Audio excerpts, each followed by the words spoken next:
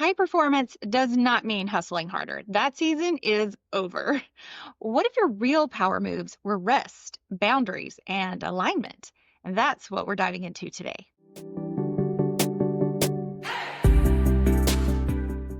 Hey, friend, welcome back to the Thrive with Intention show. Before we jump in, can I ask for a quick favor? If you're enjoying the show, will you please take a second to rate, review, subscribe, and share it? I know that's a lot to ask, but every one of those steps truly helps other midlife women who are out there looking for good, real conversations like this one actually find the show. So thank you in advance for doing that. It really helps more than you know. All right, let's get into it. So when you hear high performance habits, for a lot of us, that brings up a lot of memories of hustling, long to-do lists, color-coded planners, and running ourselves ragged, trying to do it all perfectly. But listen, that season's over. Although I do really like a good color-coded planner, I'm not going to lie, and I am a lover of spreadsheets. So, we can still work that stuff in if we love it. But we are past running ourselves into the ground. And if you're not past that, honey, it is time to move on, move past the hustle. This stage of life is not about pushing harder. It's about living smarter. High performance in this stage looks like energy, clarity, and follow through, not perfection. And I just want to pause for a second and say right up front, there is no perfect. There is no perfect timing. There is no perfect plan. There is no perfect anything. Waiting until everything is perfect is just code for I'll never start. Now, I am a recovering perfectionist myself. I used to feel like I had to research everything and know every possible outcome and have everything all mapped out before I ever started something. But perfectionism is an illusion. We are imperfect human beings. So obviously, nothing we do is going to be perfect. And if you're striving for perfect, you are always going to be disappointed, my friend. I've heard it described as striving for B+ work instead, meaning stop striving for an A+ on everything you do and just get it out into the world. Just get it done. And you've probably also heard done is better than perfect, right? That is so true. I think of it now more like we're going to polish it enough to serve and ship it. So take this podcast for an example. This is literally my second episode I have ever recorded. And y'all, the learning curve has been pretty intense. I am not going to lie. And I'm still learning, like a lot. I'm not even close to knowing all there is about podcasting or YouTube, but it doesn't matter. I know my fellow midlife women want to hear the things that I'm talking about. I know I can present things to them in a way that will be helpful. So I'm not perfect. I don't really feel like I know what I'm doing yet, but I'm doing it. I'm doing it anyway. I'm putting it out into the world. And I will learn as I go, and I'll get better as I go, but I still won't ever be perfect. So just let that go. Because that is one of the beautiful things about midlife and the way we get to define high performance. And listen, most midlife women I know are already extremely high performers. I mean, think about it. You have run households, built careers, raised kids, managed parents in some cases, juggled all the schedules, and taken on a lot of the invisible emotional labor that comes with all of that. You, my friend, are already a badass. You've been performing at Olympic level for decades.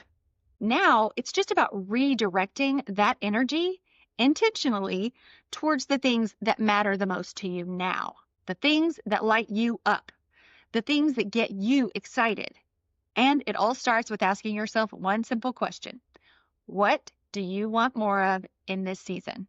And by the way, if you're not sure, that's exactly why I created my Shift Happens quiz. It will help you figure out what it is that you are craving more of and give you a lot of steps to start working your way towards it. I'll put the link below, or you can go to thrivewithintention.com/quiz to grab it.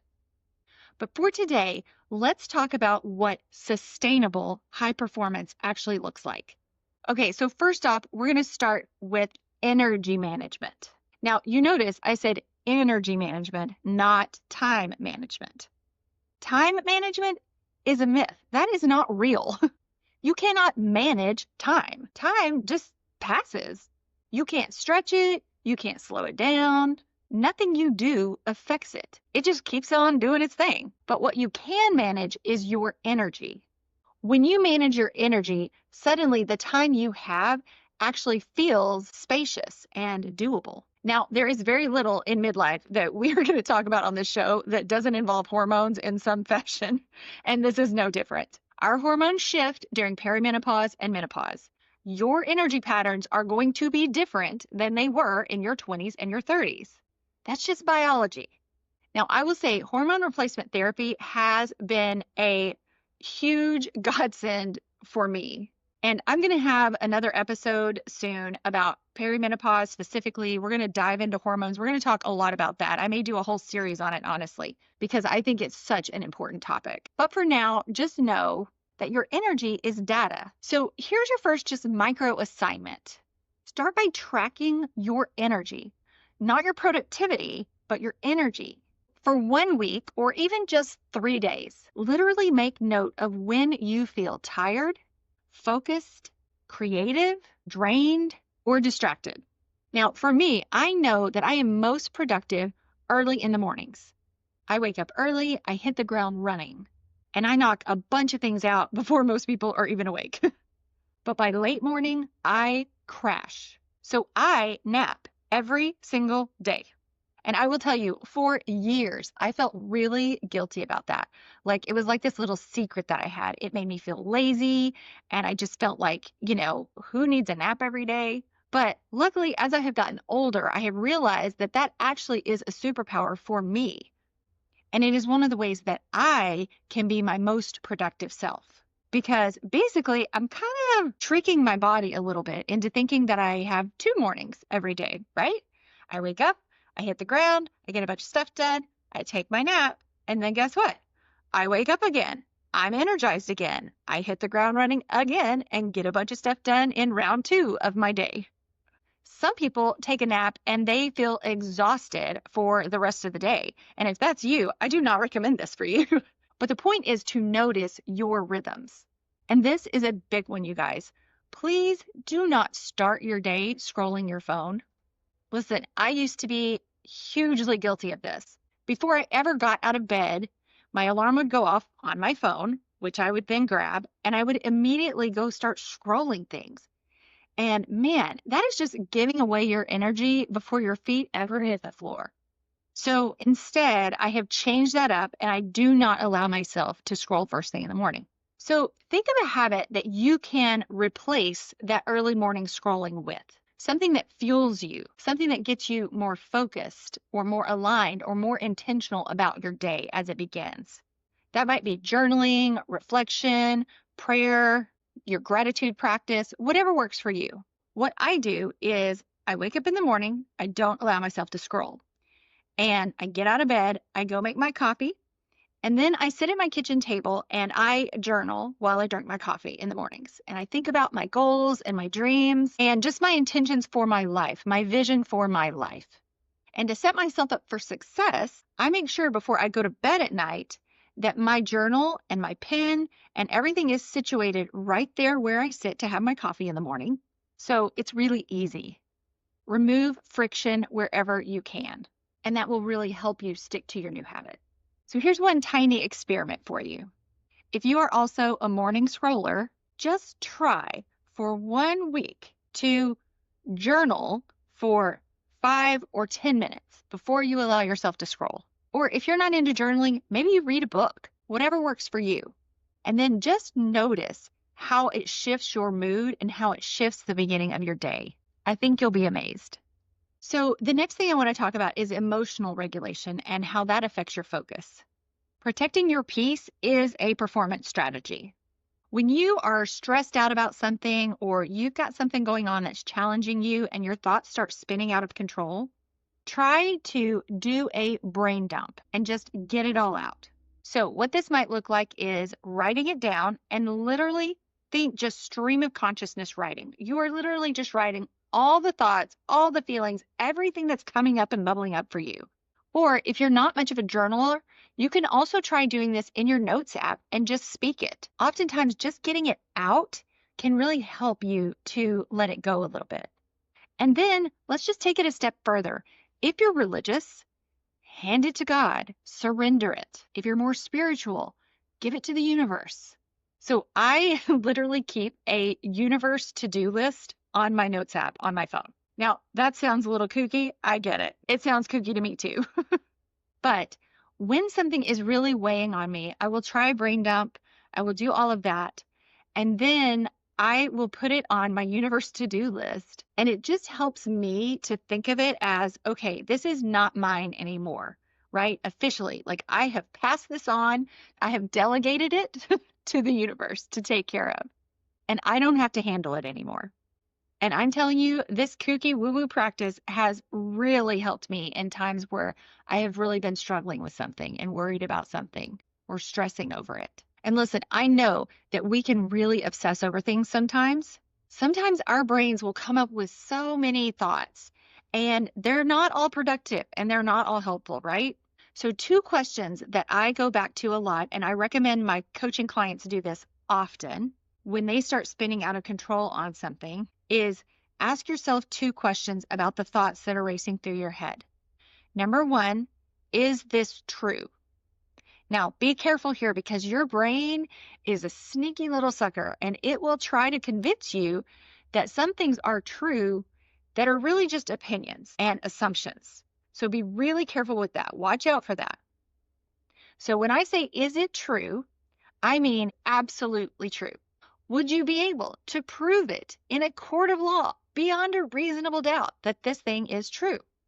And then the second question, and this is really important too, because sometimes a thought that you have cycling through your brain over and over is true, but it's really harmful to you and it's not serving you. So the second question you ask is it helpful? Even true things are not always helpful, and we don't necessarily need to dwell on them. So if it's not both true and helpful, it's got to go. Replace it with something better. Instead of, oh, I suck at this, say, I am learning. I have been saying that a lot while learning all this podcasting stuff lately. Instead of thinking, this is so hard, there's so much to do, I focus on, this is going to get easier every time, and I'm building efficient processes as I go. Do you just see how the energy of those 2 things is so different? I suck at this feels heavy. It feels bad. I'm learning has a much lighter feel, doesn't it? And you feel that energetic shift instantly. So when you see yourself repeating these same thought patterns, try to replace them with a new thought, a new sentence. And you'll catch yourself over and over. That's okay. That's normal. And every time you think, I suck, you just pause and say, nope, I don't suck. I am learning. And that is how we train our brains. Now, another thing that I do that is very helpful for me when I need to focus on work is that I have a focus ritual. Now, this is a way to train your brain, just like you train your body and your brain when it's time for sleep. So you probably have a bedtime routine. Most of us do.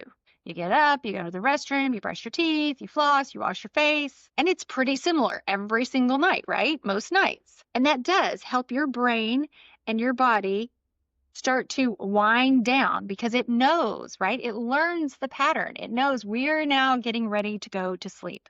Well, similar to that, a focus routine will do that for you as well. So for me, I personally light a lemon-scented candle because citrus has been shown to help with focus. I have a little Bluetooth speaker that I turn on, and I turn on some instrumental music without words because for me, words are very distracting.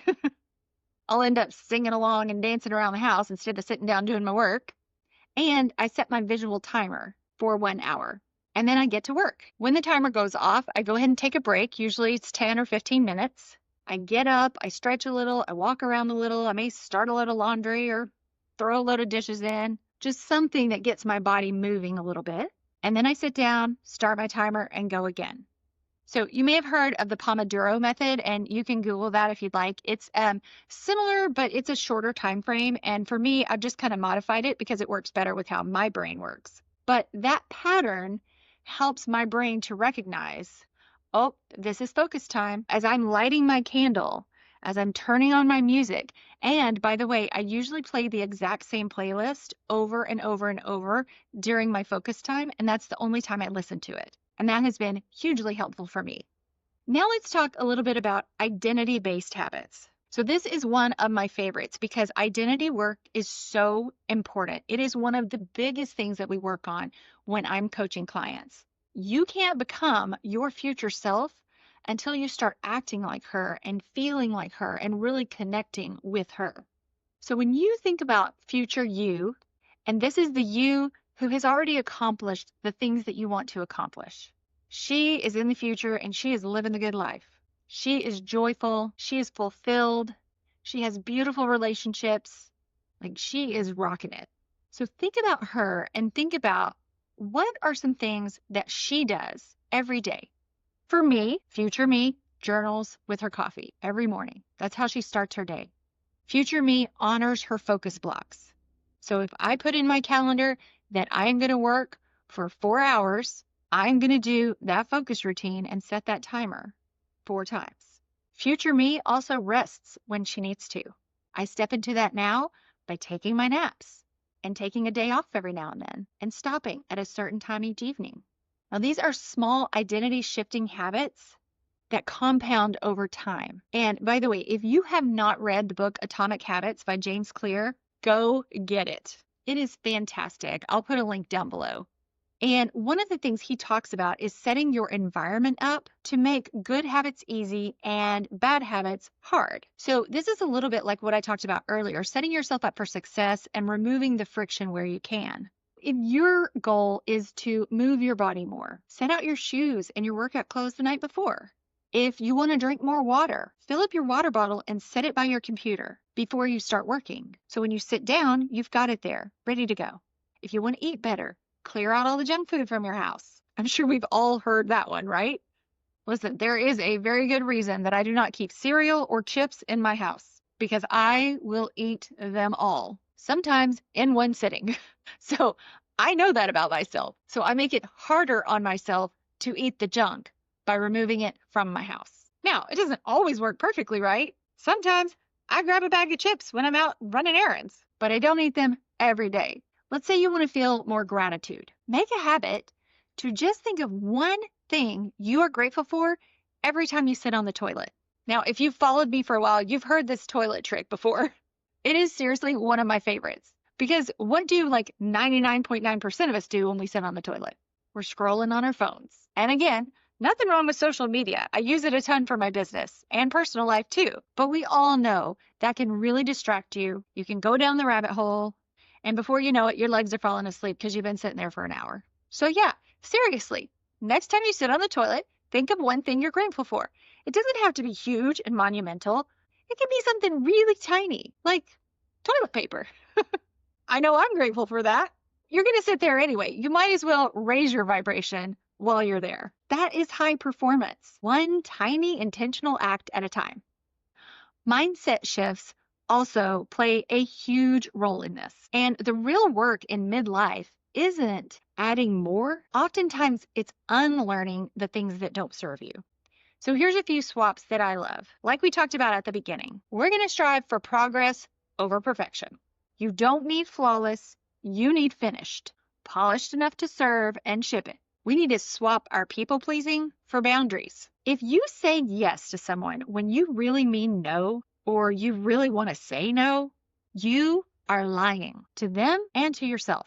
And by the way, no is a complete sentence.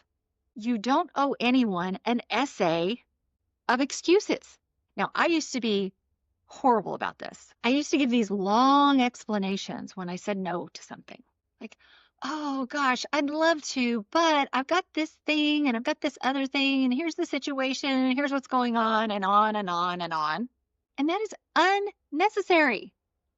And frankly, half the time I was making some shit up. Let me tell you, future me does not do that. So now I just say, oh no, thank you for inviting me, but I've got plans. Or thanks, but I have plans. Let's do it another time if it's something that I actually want to do. And by the way, I have plans can mean anything. I might have plans to go take a nap, plans to watch Netflix, or plans to curl up in my pajamas and read a book. And that is okay. You guys may remember the Friends episode where I think the guys were moving or something, maybe moving Ross. I think this was an early episode. And Phoebe said, oh, I wish I could, but I don't want to. That's the exact energy we are going for here. Just honesty. All right, the next one we're going to swap out our self-doubt for self-trust. You have done hard things before, you can do them again. And I get it. This one is not easy. If you're pushing yourself to do new things, you will have self-doubt. It will never fully disappear. Every woman I have coached struggles with this, including myself. So the goal here isn't to get rid of it completely. It's just to remind yourself of your track record so that you stay on course and you don't give up. All right, we are also going to swap out overload for aligned priorities. You do not need a 2-page to-do list every day. And I can tell you, I have pages of to-do lists, but my pages of to-do lists are just reminders of things I want to get to eventually. On a daily basis, I'm only choosing 3 to 5 things for my daily to-do list. Post-it sized. So my 3 to 5 things should fit on a Post-it. That's it. And sometimes I'm still guilty of making a list that's too long for the day. But what that does is it sets you up for failure. You're probably not going to get to that whole page of to-dos. So then you end the day feeling like a failure and you're feeling behind. That is not a winning strategy, ladies. So cut that out. And by the way, if you have one of those long to-do lists like I do, I want you to comb through it every once in a while and ask yourself, does this really even need to be done? And could someone else do it? As women, we take on a lot, and sometimes that stuff can go to other people. All right, let's talk about how you end your day. So I think it's really important to put boundaries around your work as well. Now, this is my business, and I genuinely love it. I could work on it all day, all night, every day, and never take a break. But the truth is, if I do that, at some point I get burnt out. And at some point, my creativity begins to dip, and the content I'm creating for y'all begins to dip. And I'm not paying attention to other things that are important in my life. So I have a few strict rules. I end my day by 6 p.m., meaning I am not working after 6 if my husband or my son is home, because that's going to be the time that we are going to spend together. And I give myself one unplugged day per week. And I really recommend this for everyone. When you're an entrepreneur and you have your own business, you really can work any day of the week, right? And that's great. But you really do need one day that you do not think about your career, you do not think about your business, and you just completely unplug. Well, let me back up. Maybe you think about it, but you don't work on it or in it. Give your brain that space. It needs it to be its best. Now, I swear, I think that midlife really is the best time for this kind of work. One of the beautiful things about this stage of life is that you know yourself better than ever. You've proven resilience 1,000 times over, so you're not starting over, you're just starting smarter. Now you have the awareness and the courage to design this next chapter intentionally. High performance now isn't about keeping up, it's just about showing up for yourself. So remember, high performance in midlife is about alignment, energy, focus, and rest. Not hustle, not perfection. All right, guys, that's all I've got for you today. Thank you again so much for being here, and we'll see you next week. In the meantime, just a reminder, if you found the episode helpful, please take a second, rate it, review it, subscribe, and share it. It helps me out, and it helps your fellow midlife women. And we want to share the love. All right, y'all, go be fabulous. Make sure you take my free Shift Happens quiz to find out what you're really craving next in midlife. Or if you think you might be ready to dive into one-on-one coaching with me, book a free clarity call. You'll find both links right below the video.